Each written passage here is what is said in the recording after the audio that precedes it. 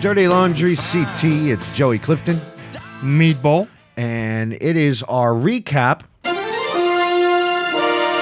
All right, enough of that. Recap of our elections. The Meriden elections. I didn't vote.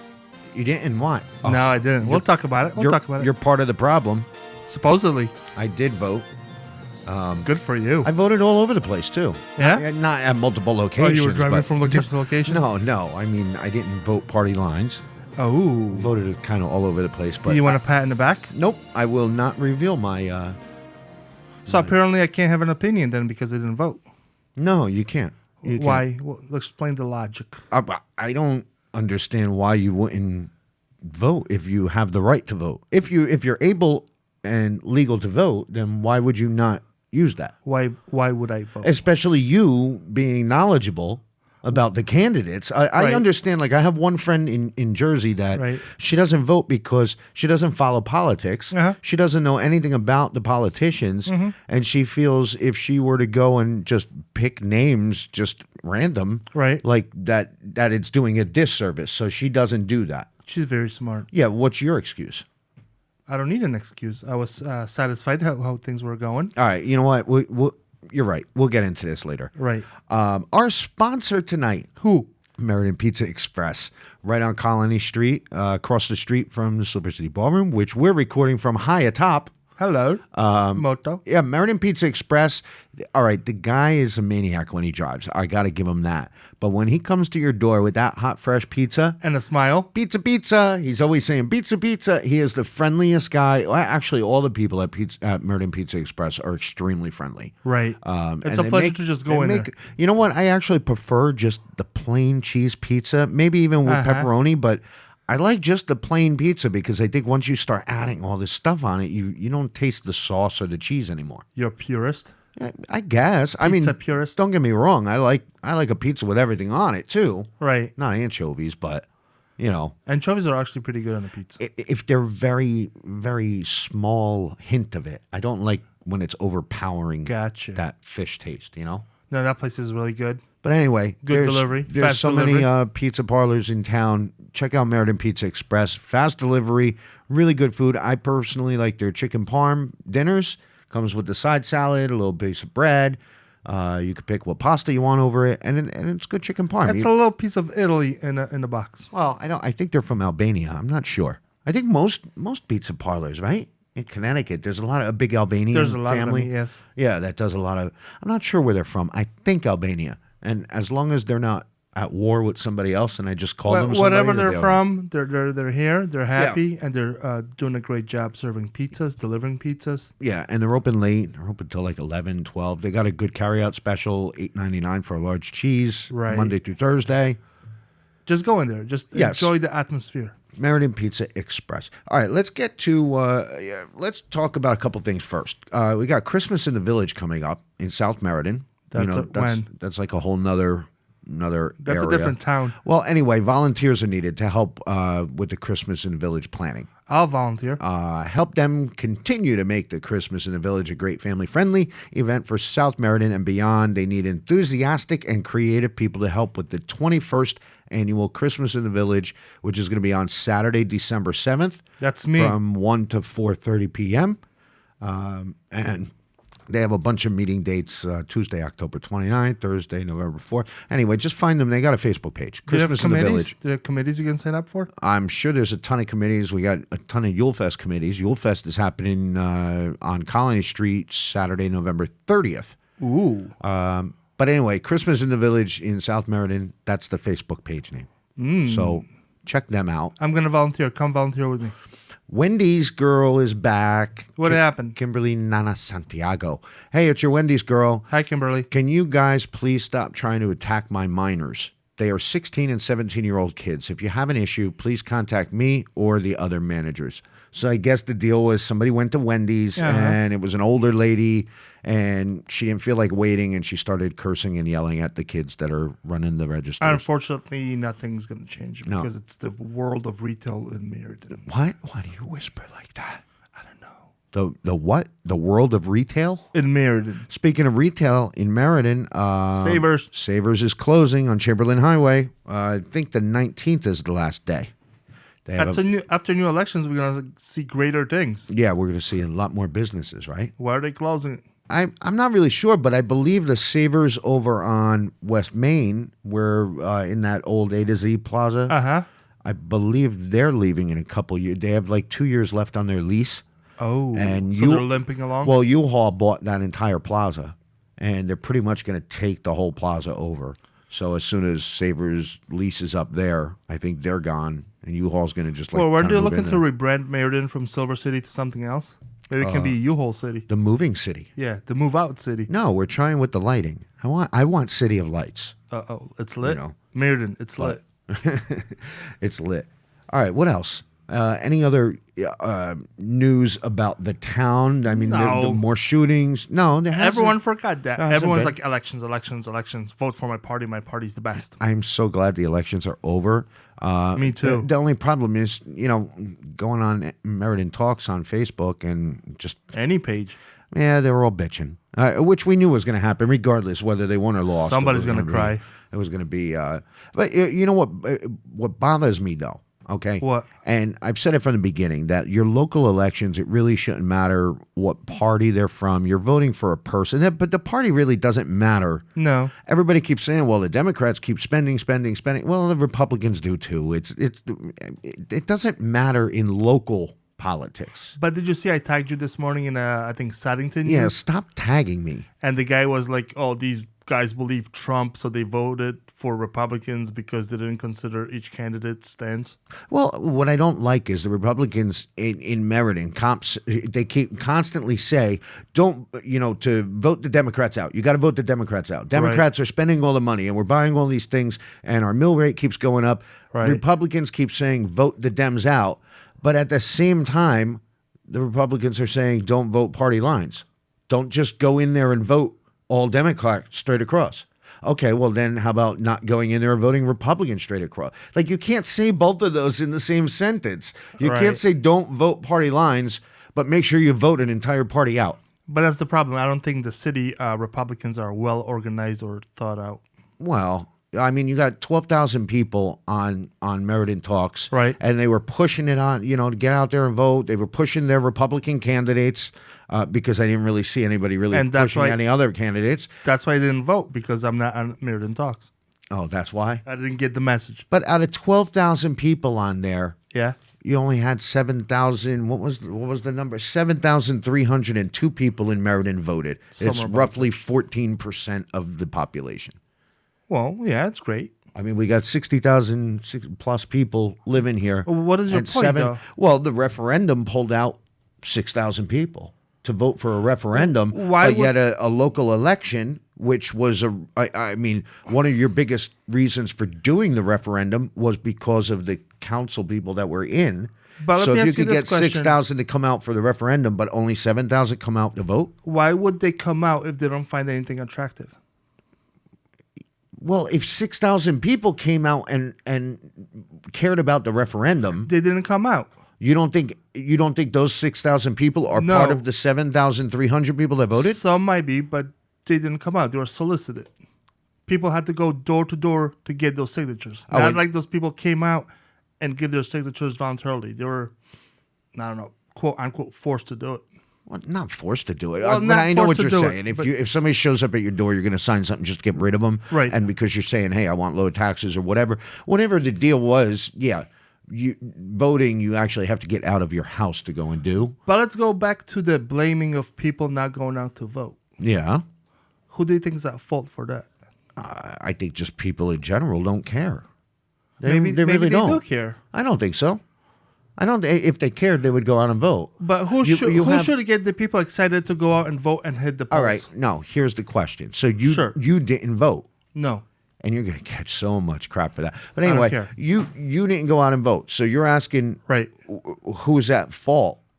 Well, what would have made you go out and vote? What do you need in your life that makes you go out and vote? Some excitement. Promise me something that I would believe in.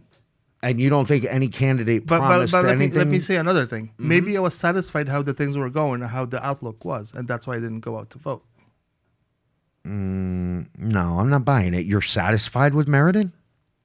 not per se satisfied with Meriden, but satisfied how things were going in the election. Everyone knew Kevin's going to win. Right. Why would I go out to just vote for Kevin again? Well, because of the counselors that you're voting. I mean, I didn't go out to vote for the mayor. We knew he was going to win. No, but that was, exactly. That was the example. Why would I go out to vote for Kevin if I know he's going to win? Because you're not just going out to vote for one person. You're going out to vote for the whole council. Not the whole council, just my area, right? But the at-large. The at-large. If I know who's going to win in my area, why would I go out and vote for the person?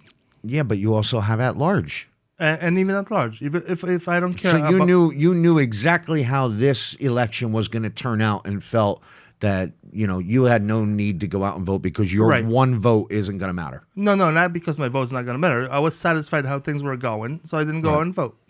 That's insane. Why? That's the dumbest excuse I've heard. No, the dumbest thing is to go out and vote just for the sake of going out and voting. That's dumbest. Yeah, all right, so you've got two totally opposite ends. So like I said, my friend that doesn't vote because she doesn't follow politics. Right. Okay, she knows nothing. You're an educated person that has been following along all of the candidates. You see what each one is standing up for. You also know that your one vote does count. Right. So why would you hold back from? Maybe I'm educated enough not to go in there because. No, you're not convincing me. I don't get it. I don't understand it. All right, I can understand if you're 95 years old and you got your walker and your son's, out of town for 2 days and can't drive you to the polling place. I get that. Right. I understand the older people that physically can't. I also understand, 18, 19, and 20-year-olds that just really don't care and they're not following it, even though they should be paying close attention. I get that. But 12,000 people I don't get why you're blaming people not going out to vote. There's two parties in this town, and those parties should get their people excited to go out and hit the polls.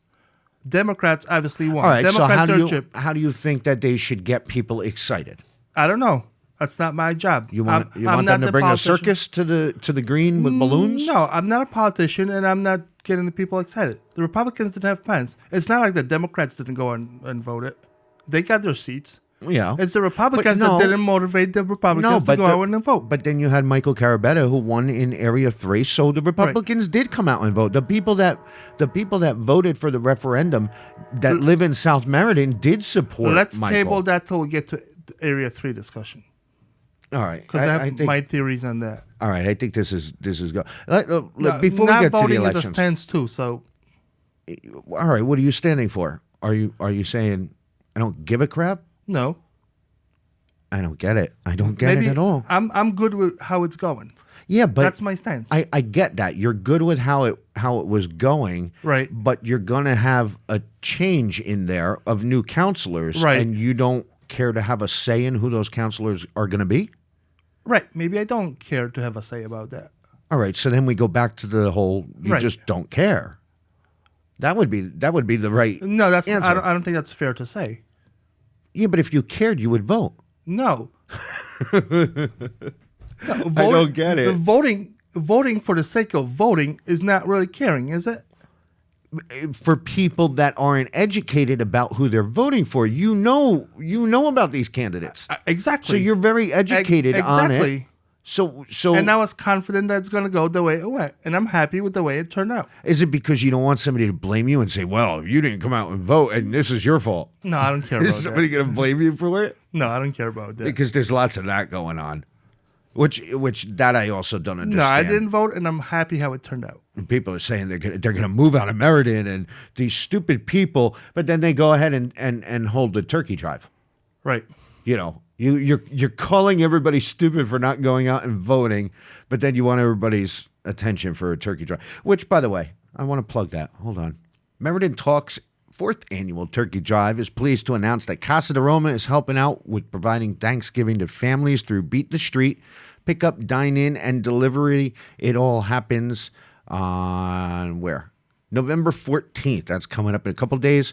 Everything that you buy on November 14th goes towards the turkey drive. They're going to be donating 15% of all the proceeds on Thursday, November 14th. Stop in, have an amazing meal with friends, family, and help support a great cause. Casa de Roma, located at 103 Main Street in South Meriden.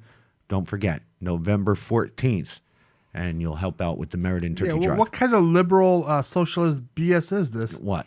What do you this mean? Turkey drive. What are you talking about? Everyone gets their own turkey. No, it's not that way. That's a liberal propaganda you're spreading. No, it's very good. It's a very nice thing that Meriden Talks does. I guess Sean McDonald is the one that spearheads that. Oh, that liberal.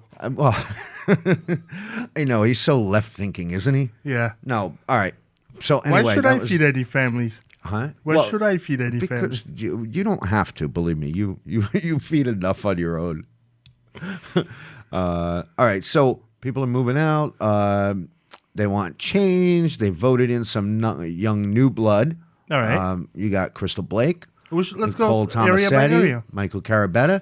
No, but I want to get to the context of it, though. All right. Looking past party lines and being positive, you got the referendum done. Mm-hmm. So that shows you that 6,000 people paid attention. No, it doesn't. Yes, it does. No. And they could come out with more referendums. What's bothering me is we knew this was going to happen. Obviously, everybody's candidate wasn't going to win. Okay, so some won, some lost. Right. But the anger that some people, you know who I'm talking about, are showing on social media about their candidate losing is like just blow up the city, move out, fold it up, it's done. You know what? Yeah, end of the world. You know what? You voted those Democrats in, so you deserve what you get, and you're not allowed to bitch about it anymore. Like, in one sentence, they're saying, this election was like high school.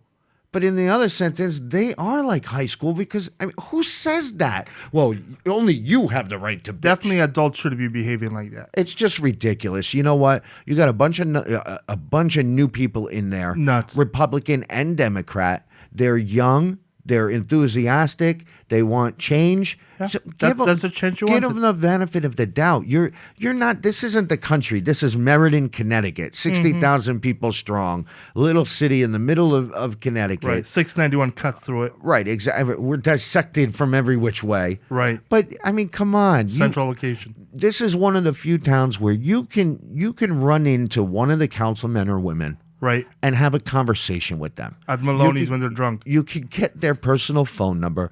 They will work with you regardless of whether you're a Democrat, Republican, or the fake Republican, We the People. You know what I mean? Yes. It doesn't...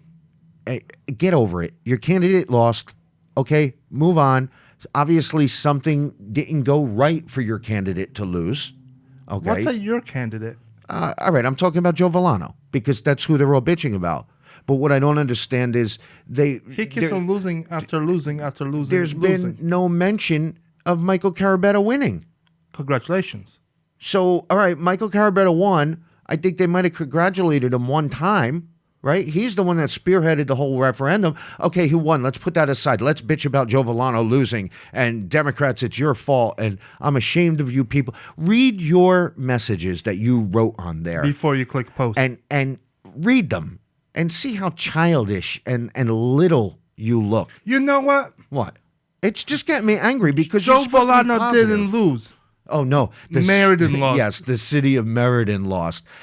Get a life. How about that? All right? I'll be angry right now because you're acting like a child, and you all know who you are. Right. And so, And I didn't vote, and I'll still speak about things. Well, no, you don't have a right to speak because you didn't vote. So I'm off the show? You got to keep your mouth shut. I'm off the show? Well, I'll get extra guests if you're off the show. Ooh. Some people won't be on without you. I bet I could get you a new co-host. No, they're name-calling Crystal Blake. Crystal Blake is a young woman who just won her first council seat. She's smart. And because she beat Joe Villano... Oh my God! The jokes are coming out of the woodwork. But why is Crystal Blake being blamed on it? Shouldn't it be Joe Villano being blamed for not doing a good enough job to beat somebody that's a newcomer and not known in the city? I forgot to give my joke. How many? Are we ready? Yes. How many blondes does it take to beat 2 Republicans? Come on. How many? 2. 2. You're right. It's what. It's just, they're being downright disrespectful to this girl. They're not behaving like adults. Okay, they weren't happy with the way she came across in the debate. They weren't happy with, she was quoted in the Record Journal saying, running for council was a bucket list. And if she didn't win, oh well. Well, you know what? She won. Right, and she beat your candidate. All right, should we do the numbers? Yes, we should. All right, let's do the numbers. Area 1. Uno. We had Geetha lost to Sonia by a difference of 301 votes. So, and the whole point of giving you these totals is to show you that your vote does count, Meatball. Your one vote does count because no, it doesn't. People are losing by. No, it doesn't. All right, so I'm anyway, not in Area 1 anyways. And Richard Cordero, our buddy from the Libertarians, he got 140 votes, which wasn't bad for somebody who just came out brand new. And great job, Rich. You know, and you know what? He had the most adult comment to say on about Facebook, and it was basically, no big victory comes without loss. Right. And I have huge respect. Cordero is not going anywhere. Rich is going to be around. Right. And I guarantee in 2 years he's gonna be somebody to contend with. Yeah. So keep an eye out for Richard Cordero, Libertarian for Area 1. Good job, Rich, and very adult-like of you with your comments. Area 2, Nicole Tomasetti versus Grodzicki. Difference of 297 votes. See, my vote wouldn't count. Why?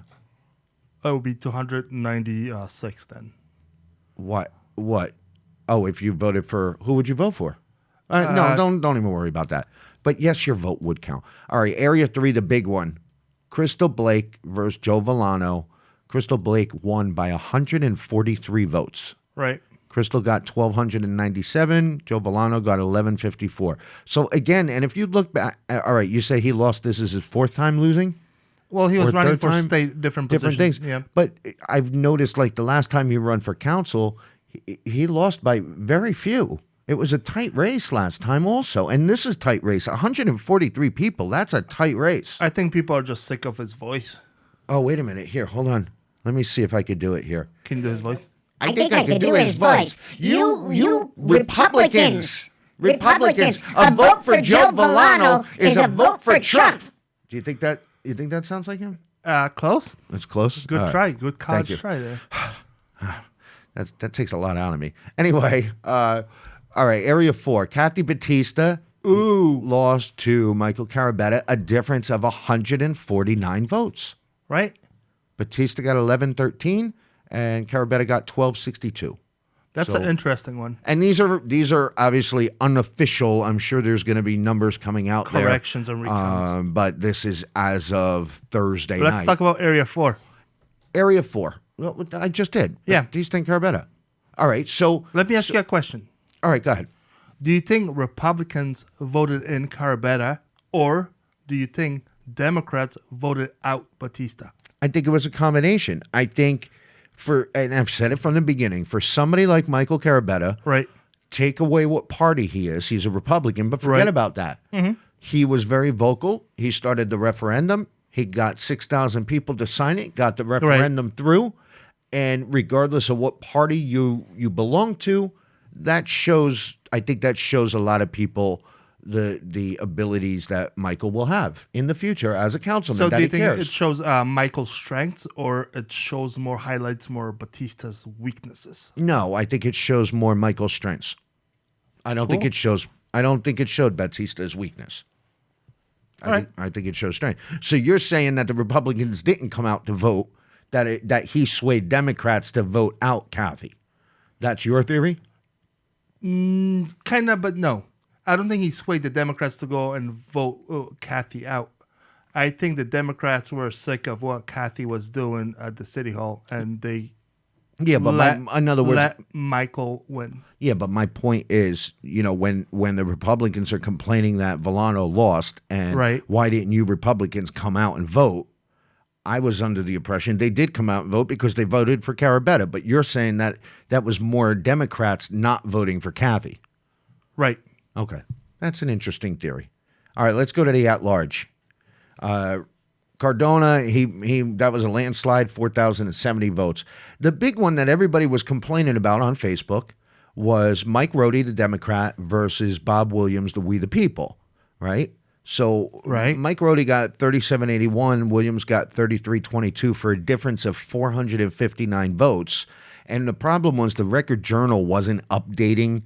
At one point, once they got all the totals in, they stopped updating the live blog. I think once they numbers. declared the winners. Once they declared the winners. So if you looked at the Record Journal site, the blog, the numbers were showing Williams ahead of Rhodey, but he really wasn't. Right. You had to look at other sites. But that wasn't even the close race. Like, I could see people within the first couple of hours, and it was funny. A lot of people said, you complain about the Record Journal constantly all throughout the year, but when the totals come out, now you're going to hold the Record Journal as like the Bible. Favor. If you're in their favor. So I was waiting for all we need a recount, and all of that stuff. And then looking at the numbers, Dan Zabrowski was a hell of a lot closer to Mike Rhodey than Williams was. Dan Zabrowski got 3611 votes. But do you realize what that means? There was a difference. Well, wait. So the difference between Rhodey and Williams was 459. The difference between Rhodey and Zabrowski was 170. That's a hell of a lot closer than the Bob Williams-Rhodey race. But do you realize what it means? What does it mean? If Williams didn't try to pull the stunt of holding two positions at once. No, I don't think that mattered. You really think that mattered? Then Rhodey wouldn't have run, and then Zabrowski would be at large. You think Rhodey only ran because Bob Williams was running in a second seat? I don't even think. He came in here and told us that. Oh, I have short-term memory. Right.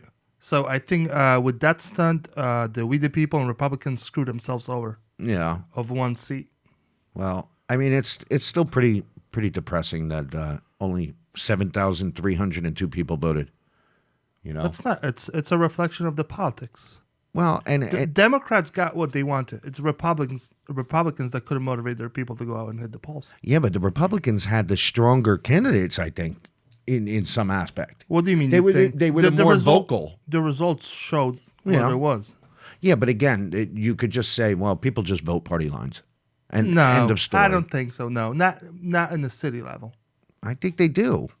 Nah. I think so. Well, what do you know? You don't even vote. You were just arguing that this is a small village and everyone knows each other. It shouldn't. What I'm saying is it shouldn't be party lines, but it is ultimately. People know each other. Yeah. If you're a little bit interested in politics, you know what everyone stands for. Well, I don't know. It's just very confusing because again, it's straightforward. You're saying don't vote party lines, but then you're saying vote the other party out, and it just doesn't make any sense.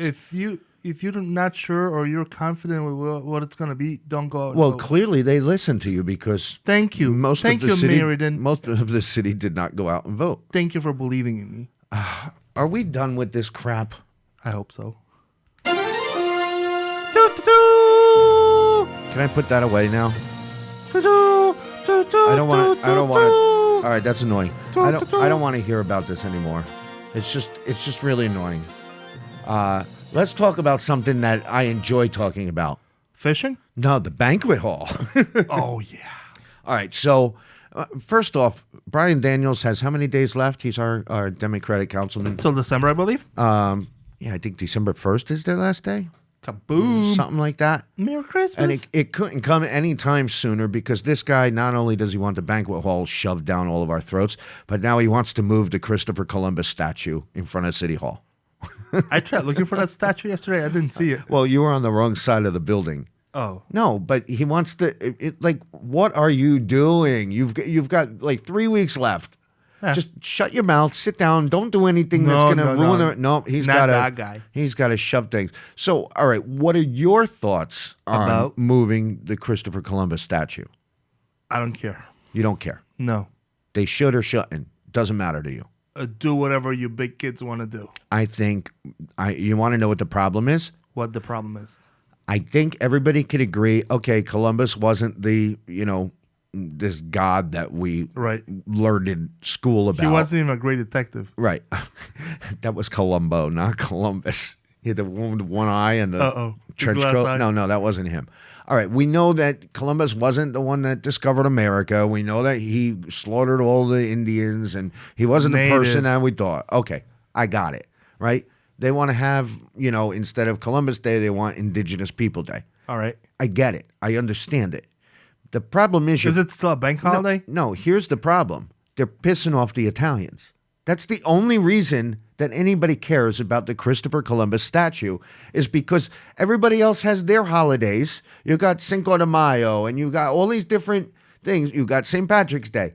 The Italians have one day. They have Columbus Day. Do Chinese people have their day? Yeah, they have Chinese New Year. That's a national holiday? We don't have too many Asian people around, so I don't know. I mean, you take the biggest... You've been to the buffet? Anyway, this is the whole problem with Christopher Columbus. Has nothing to do with history. It has nothing to do with indigenous people. It has nothing to do with the cost of moving a statue. It has everything to do with Italians getting pissed off because you're taking away their holiday. Italians don't give a crap about Christopher Columbus. All they care about is it's our holiday. Eating salami. Do you understand what I'm saying? Yes. It's our holiday. Right. It's our one day that we could be proud to be Italian and whatever. Sure. And by taking away the Columbus statue, the Italians take that personally. Why? You can still party. Of course you can. Well, not if they turn it into Indigenous People Day. Yes, you still. So give it a different day. How about you name it Italian American Day? It doesn't have to be Columbus Day. Right. It could be Italian American Day. Right.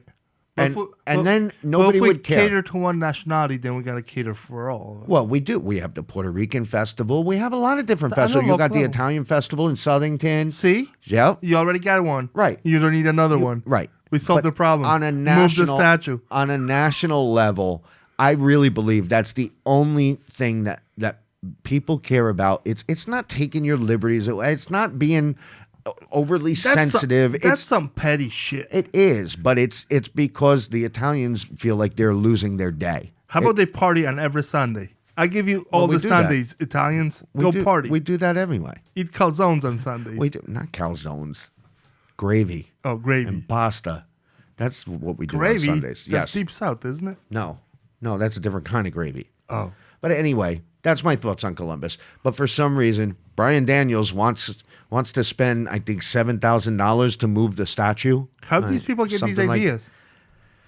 I don't know. Like the banquet hall idea? Nobody criticized the banquet hall, according to Daniels, but somebody criticized Columbus. Yeah. So we went to the banquet hall building committee meeting last night. Did I get it right?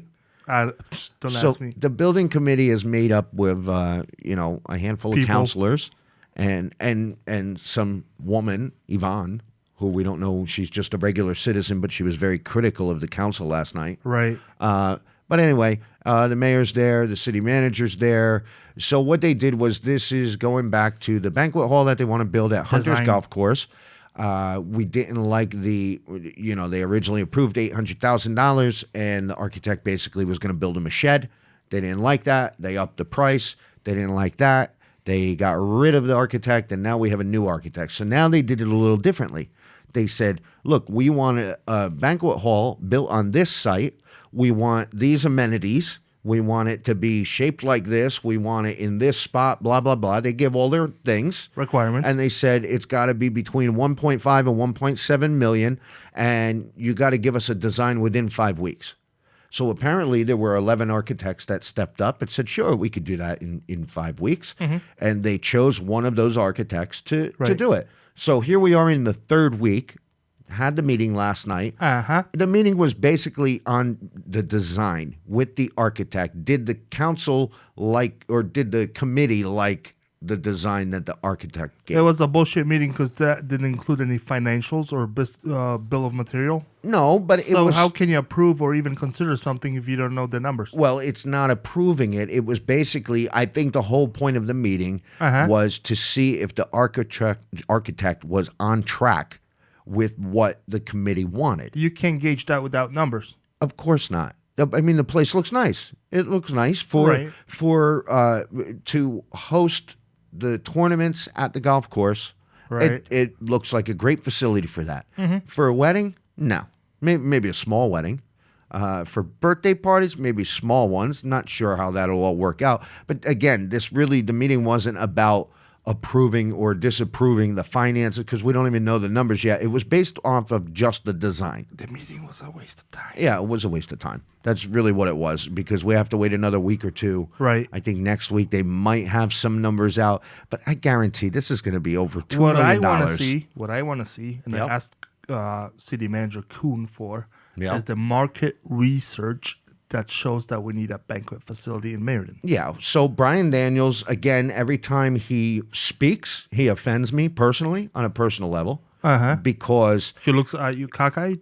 No, I swear he looks at me. But anyway, he likes you. He purposely, knowing that I'm in the room and that I always speak about it, he makes sure that he throws it out there that they did a market research study, and there is a niche in Meriden for events for 120 to 160 people sized events, and that there is a need for it in Meriden. He makes sure he says that every single time. You know what Kuhn told me? Well, wait. Meanwhile, I'm that niche and I'm that venue. You just don't want to share the money. I get it. In the center of downtown Meriden. Right, raking in all the loot. Oh, yeah. I'm super rich. We're trying to get more and more business, but he's saying that this is needed and there was research done. So he makes sure he says that every single time. And City Manager Kuhn told me that the Golf Commission did the market research. Okay. Well, where's the results? Did you find it? No. Well, you know who was on the golf committee? Who? Michael Carabetta. Oh, wow. So I'm going to personally reach out to Michael Carabetta, who just won Council Area 4, and I want to find out how I get my hands on the market research that our city manager just said was done in the past that showed that the city of Meriden needs a banquet hall at the golf course, and there's a niche for it. But do you know what else? What? The Golf Commission doesn't want the banquet hall anymore. I understand they don't want it anymore, but did they do a research? I want to find out. If Kuhn told you that they did a study, I want to see the study. Daniels told everyone they did the study. Daniels keeps saying we need this, but apparently the only one that votes with him is Bob Williams. They're the two. Apparently other members of that committee did not see the study. Right. Well, nobody saw the study because it didn't happen. There is no study. Well, no. Kuhn is going to send me one. All right. If Kuhn sends you one, I'm going to reach out to Michael and see if he knows anything about it. Good luck. All right. And you keep waiting for your email there, waiting by your side. Because how you think the golf committee paid? The golf committee paid somebody to do a study to find out if a banquet hall was needed in Meriden? No. So you're saying the city manager lied to you? Yes. You think so? I believe so. Or do you think he was told by Brian Daniels and he just takes Daniels' word for it? No, if he said there's a market study, there should be a market study, right? Yeah, but he might have had the same question of Daniels and said, hey, where is this market study? And Daniels might have told him, well, the golf committee did it. Well, he should have said, I'm not sure if we have a market study, but this All right, guy well, you know me what? It's all bullshit. It's all bullshit. There's no market study. All of it. There's no market study. And you know what? I'll apologize if I find one. I won't. I would like to find one, but no, I will. Brian Daniels and Kevin Scarpati, our mayor, kind of got into it a little bit last night because, you know, Kevin's thing is, why are we rushing through this? And, you know, I mean, it's obvious. Daniels wants it to get through before he's out of office. Right. Because you know what? If he doesn't get it through before he's out of office, chances are it ain't going to go through. Right. Now, with the new council, I don't know. Does Tomasetti want it? Does Blake want it? We know Carabetta doesn't want it.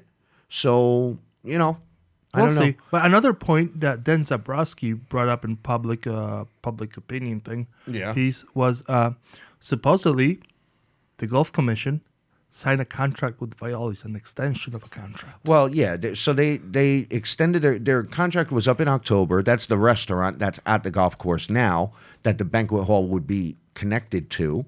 Their lease got extended by 14 months, and we still don't know. Apparently, Violi's does. Well, we went through all this already. I don't want to. But let me ask you this: how do we negotiate a rate with Violi's if we show them all the cards? Well, we're going to build this building. Do you want to operate it? No, it's called Don't Build the Building. You're doing the same thing you did with the Augusta, and I don't want to talk about it anymore. It's freaking annoying. What else do you want to talk about? Nothing. I'm done. No, we're out. We out. Yeah. Yeah, we out, yo. I think we should switch the show up a little bit and maybe get away from a lot of the Meriden crap because it's just getting me angry. We should talk more about Connecticut in general. We'll see. Well, we got to congratulate all the people that won. Go ahead. And congratulate them. Go ahead. Congratulations, all the people you won. Go ahead. Yeah. That's it. You're not going to name them by name? No.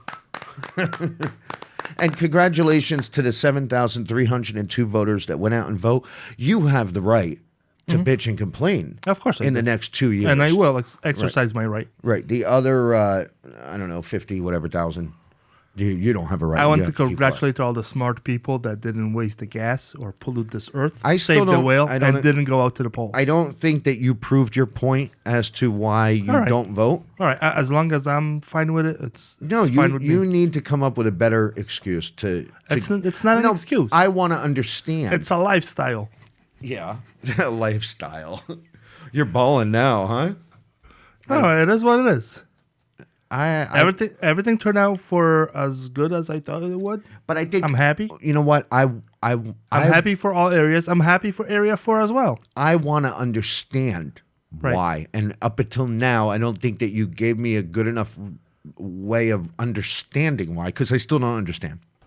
So what do you want to understand? I think that's going to be your homework for me. Try and come up with an analogy that will make me understand why you don't vote, because I don't understand. Is it because people died for my right to vote?